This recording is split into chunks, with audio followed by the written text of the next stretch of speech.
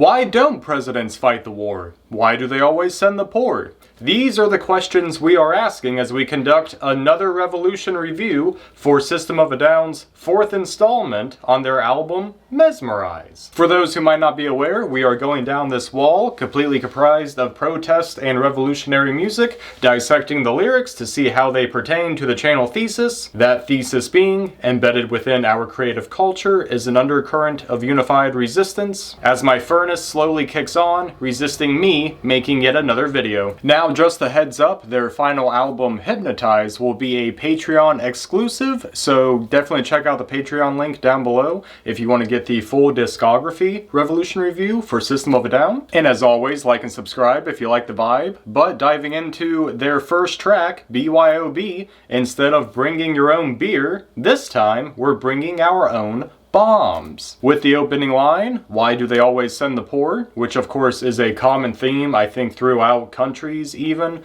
where the military is comprised of those from a lower economic status, those trying to get health care or help pay for college or just employment in general. Because of course college and health care is so expensive in the United States, and of course joining the military is a great way to subsidize that at the risk of your own life. But I think you're even seeing this even in Russia right now for the Ukraine war, where they're trying to recruit people outside of St. Petersburg and Moscow just so that they don't make those families incredibly angry that their child is being conscripted into a war. Same in the US during the Vietnam War. Anyways, getting into the lyrics, barbarism by Barbaras with pointed heels, Victoria's kneel for brand new spanking deals. So we have barbarism and brutality from those with the pointed heels or pointed malintent. And we have the victorious kneeling being knighted with brand new deals. Now this could be a nod to the military-industrial complex, where those in office, those in the suits and the heels,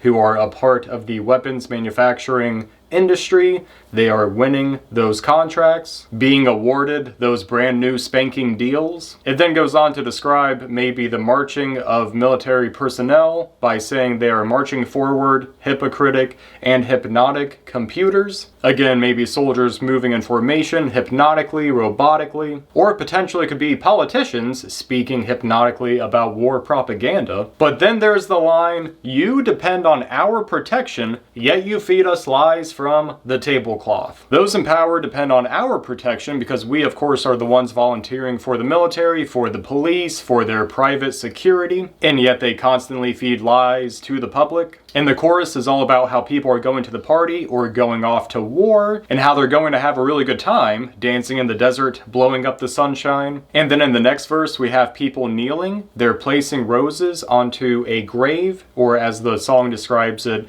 into Moses's dry mouth. Moses's dry mouth. Again, potentially nodding to the graves of soldiers lost in desert warfare. And then we're breaking into Fort Knox, where the gold reserves are allegedly stored, which of course maybe doesn't matter after Nixon suspended the Bretton Woods Agreement, which linked the value of the US dollar to the value of gold, a gold-backed currency, but I digress. We also have military hangars that are dripping in oil, crying freedom, because of course military interventions are often influenced in some way by oil, whether it's an oil country or someone's trying to disrupt the oil markets, global oil markets, or just natural resources in general, with of course the highest commodity of them all being potatoes. And then we get into the bridge of the song, blast off, it's party time, and we don't live in a fascist nation. Blast off, it's party time, and where the fuck are you? Again, the party is a euphemism for war, and so where are you? When are you joining the party? When are you joining the military ranks? Because we don't live in a fascist nation. You know, we're doing this all for, again, that freedom, for those good, justified causes. And we're blasting off, about to blow up that nice, clean sunshine with our bombs. Bring your own bomb now.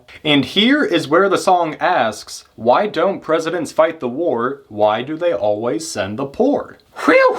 That was track 1. Skipping down to the next track, Cigarro. We're talking about big dicks and big egos and big tobacco. Maybe. So in this song, we have some hotshot executives who are smoking cigars, doing what they please because their dick's big, their ego's inflated, and their shit doesn't stink. So they think. Definitely overcompensating. And these few lines are a good summary of that theme. We are the regulators that deregulate. We are the animators that de-animate.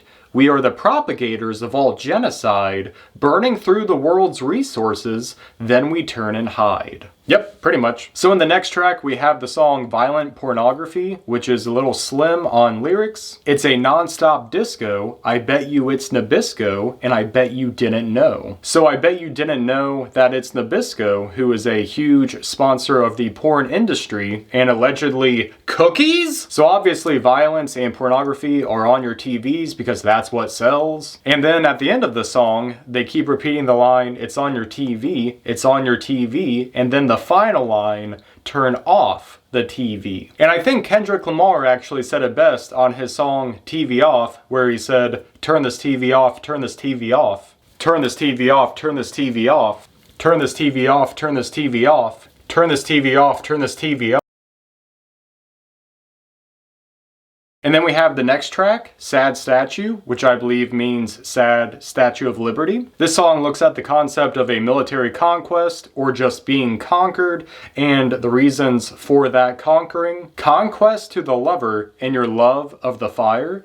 Permanence unfolding in the absolute. So conquest to the lover and then the fire could just be the love of violence and dominance and power. Those who hold their love to the fire, to war, to the conquest that is permanent. Next line, forgiveness is the ultimate sacrifice. Eloquence belongs to the conqueror. So the conquered people sometimes have to forgive those who conquered them and stole their land because they don't have any other option. They lost the war, they lost the struggle, and therefore forgiveness is the ultimate sacrifice. The pictures of time and space rearranged in this little piece of typical tragedy. History is written by the victors of war, which of course is very typical, and it's a tragedy throughout human history. And maybe not even just rewriting history, but also just redrawing the borders. The chorus mentions justified candy, brandy for the nerves. So I think here the justified candy is just another word for spoils of war. We justified the conflict, we get those natural resources, we get cheap labor for our companies,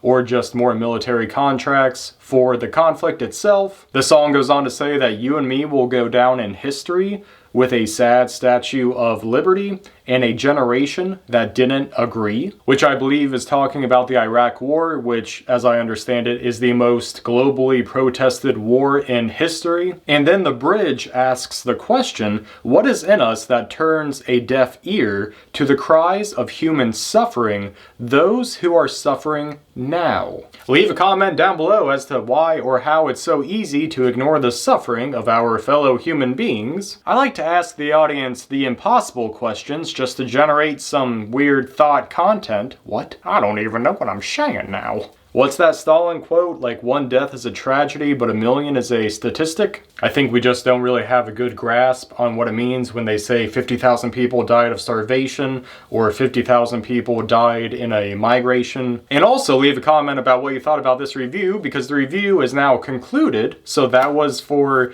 System of a Down's 4th album, Mezmerize. This, of course, is a anti-war album, mostly pertaining to the Iraq War, though I do think Steal This album is a bit stronger in that regard, just a bit more hard-hitting songs in that category. But even on this one, there's still a lot about war, you know, even the justification for it, what it's like to live under a new regime, or just the military-industrial complex, along with a few corporate criticisms from violent pornography to Cigarro, looking at the porn industry or the tobacco industry or the disco industry. Cookies? But yeah, let me know if I missed anything. Let me know if you have a better read on any of these songs. Definitely let me know what album you would like to see me review next, or what you want to see me talk about next, you know, whatever. And definitely check out the Patreon account down below to check out that 5th review of System of a Down for their album Hypnotize. And until then, guys, thank you so much for watching. Like and subscribe if you like the vibe. And until then, we will see you on the next video.